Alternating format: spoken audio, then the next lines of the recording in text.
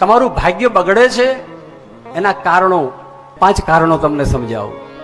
આ લોકો મંદિરે જાય, મંદિરેથી પાછા ઘરે આવે ને એટલે હાથ પગ ધોઈ નાખે અથવા પગ ધોવે.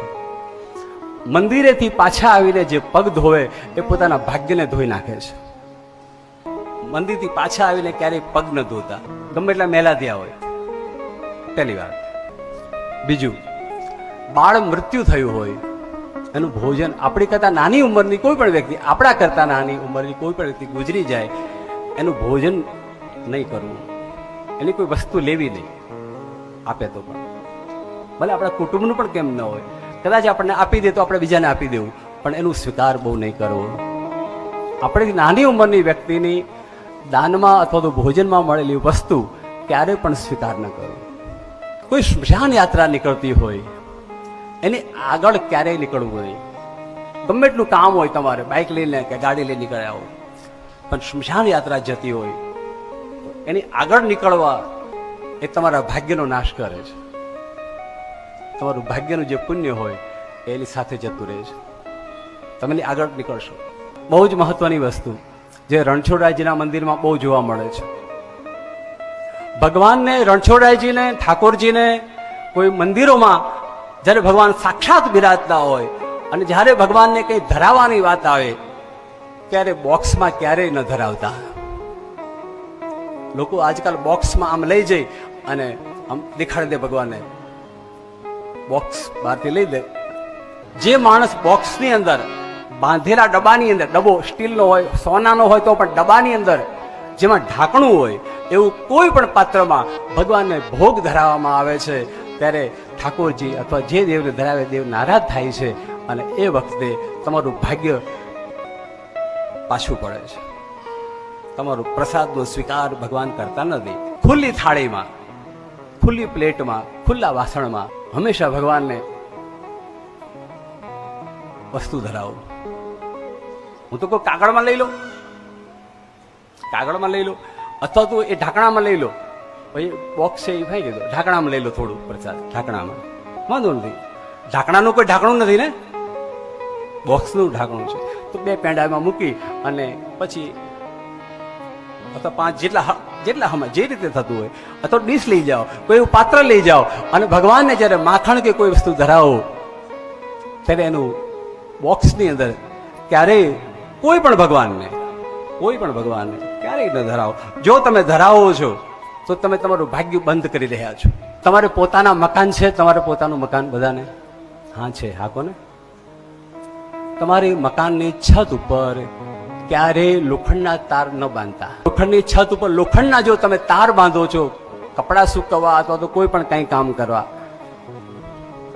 તમારી છત ઉપર લોખંડના ખીલા વગેરે કે લોખંડનું તમારે ધાબાની અંદર કંઈ હોય તો એને કાઢી નાખજો.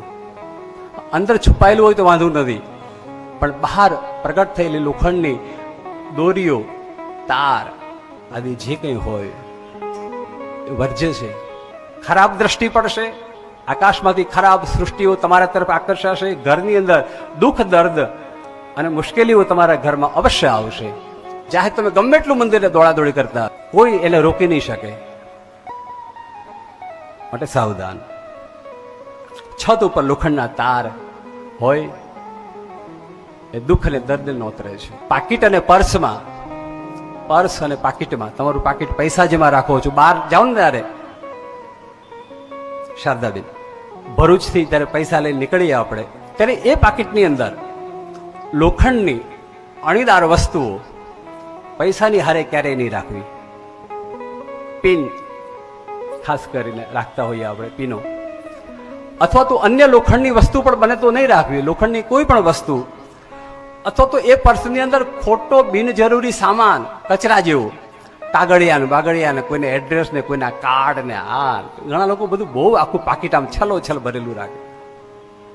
સાહેબ એ ગરીબાઈ નોતરે છે.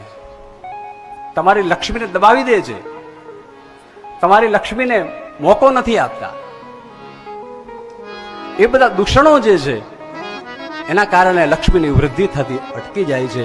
પાકીટની અંદર માત્ર ને માત્ર બને તો પૈસા રાખો, અને ક્યારેક કોઈ બને તો જરૂરી કોઈ વસ્તુ હોય, સોનું, ચાંદી, હીરા, માણેક, સાહેબ જો આટલું કામ કરો સાહેબ, તમારા ઘરમાં સુખની વરસાદ થશે. મારો શિવજી બોલોના, તમારા ઘરમાં સુખનો વરસાદ થશે, વરસાદ. અને હા, કોઈ પણ મંદિરમાં ભંડારો હોય, પછી ગણપતિનો મહોત્સવ હોય કે કોઈ પણ ભંડારો હોય, કોઈ જગ્યાએ શિવની કથા હોય કે કોઈ પણ જગ્યાએ મંદિરમાં કથામાં જાહેર કોઈ ધાર્મિક કાર્યક્રમ હોય, એમાં ભંડારો હોય, એમાં પૈસા આપ્યા વગર ક્યારેય જમો નહીં. લોકોને બહુ ટેવ હોય છે મફતનું છે ને ખાય આવો. ભગવાનના કાર્યમાં જ્યારે ભોજનનું આમંત્રણ મળે આપણને કે ભાઈ પધારજો, તો જાઓ તમે, પ્રસાદ લો, કઈ વાંધો નહીં, પ્રસાદ છે, ભગવાનનો છે, લેવો જ જોઈએ. પણ હા, એના પ્રમાણમાં કંઈક પહોંચ ફડાવી દેવી જોઈએ. મફતમાં ભંડારાનું અન્ન ક્યારેય જમવું નહીં. એ જમશો તો દોષના અધિકારી બનશો. ધર્મનો પૈસો ક્યારેય કોઈને પચ્યો નથી, ધર્મનું અન્ન ક્યારેય કોઈને પચ્યું નથી અને પચશે નહીં. મંદિરના કે કોઈ ભંડારામાં જ્યારે જઈએ ત્યારે ભરપેટ જમવાનું જ્યારે થાય આપણે, ત્યારે અવશ્ય એના પ્રમાણમાં દાન કરી દેવું જોઈએ. અને છેલ્લી બહુ મહત્વની વાત, છેલ્લી અને બહુ મહત્વની વાત, નાના બાળકો અને વડીલો, આપણા ઘરમાં નાના બાળકો અથવા આડોશ પાડોશમાં કોઈ નાના બાળકો અને વડીલો આપણા કરતા જે ઉંમરમાં મોટા છે એની હારે લેતી દેતીમાં ક્યારેય હિસાબ ન કરતા કે દાદા તમારા આટલા પૈસા મને આપ્યા હતા, થમ્સઅપના આટલા થયા ને હવે આટલા વધ્યા, લો આ પૈસા તમારા. લેતી હિસાબ નહીં કરો. એને કહી દઉં દાદા રાખો, થમ્સઅપ મારા તરફથી પી લ્યો. હર હર. નાનું બાળક હોય તો એને કહી દઉં બેટા ચોકલેટ રાખતું, તારે મારે પૈસા, તારા પૈસા મારે શું કરવા, લે હું તને પૈસા આપું બેટા. નાના બાળકોની હારે અને વડીલોની હારે જે પૈસાની લેતી દીતીમાં હિસાબ કિતાબ કરે છે, એનાથી લક્ષ્મી નારાજ થઈ જાય અને લક્ષ્મીજી એને ક્યારેય સાથ નથી આપતા. સમજી ગયા ને? સાસુ સસરા હોય, વડીલો હોય, માતા પિતા હોય, એની હારે ક્યારેય હિસાબ ન માંડવો કે તમારા પૈસા આટલા હતા ને મારા પૈસા આટલા હતા ને આટલું આવું થયું ને આટલું આવું થયું બા ને આટલું આવું. નહીં નહીં. એવી વહુરો, એવી દીકરીઓ, એવા દીકરાઓ અને એવા યુવાનો અને એવા માણસો આ જગતમાં તમને દુઃખી જોવા મળશે, કાયમ ને કાયમ રડતા જોવા મળશે, કે હાય હાય હાય કરતા જોવા મળશે, મરી ગયા હેરાન. કારણ કે તમે આ બધા દુષ્કર્મ કર્યા છે. શિવ પુરાણ કહે છે, મારો ભોળેનાથ કહે છે, દાનમાં જ્યારે કોઈ પણ વસ્તુ આપવાની ઈચ્છા થાય, દાનમાં જ્યારે તમે આપો ત્યારે ખાસ ધ્યાન રાખો કે પોતાના ઓળખીતા હોય એને જ દાન આપો, એવું નહીં કરવું. અથવા તો પોતાના ઓળખીતા હોય એને વધારે પ્રસાદ આપી. ઘણા જો પ્રસાદ વેચવા નીકળે ને, થાળી લઈને અહીં નીકળે, બધાને બે બે ચોકલેટ આપે, પણ એમ જોઈને કે મારી પાડોશણ છે તેને 3 આપે. ઓળખીતાને જ વધારે આપવું. ધર્મનું જે કંઈ વહેંચણી જ્યારે થતી હોય, દાન થતું હોય, જ્યારે પુણ્ય દાન થતું હોય, ત્યારે પોતાના સગા સંબંધીઓને આપી દેવું એ દોષકારક છે. અજાણાને પણ આપો. અજાણા છે એ પણ શિવ ભક્ત જ છે અને તમારા ઓળખીતા છે એ પણ શિવ ભક્ત જ છે. બેને હરખી નજરે જુઓ. એમાં જો ભેદભાવ કરો તો તમને પંક્તિ ભેદનો દોષ લાગે અને એના કારણે તમારા જીવનમાં ક્યારેય સુખ નહીં આવી શકે.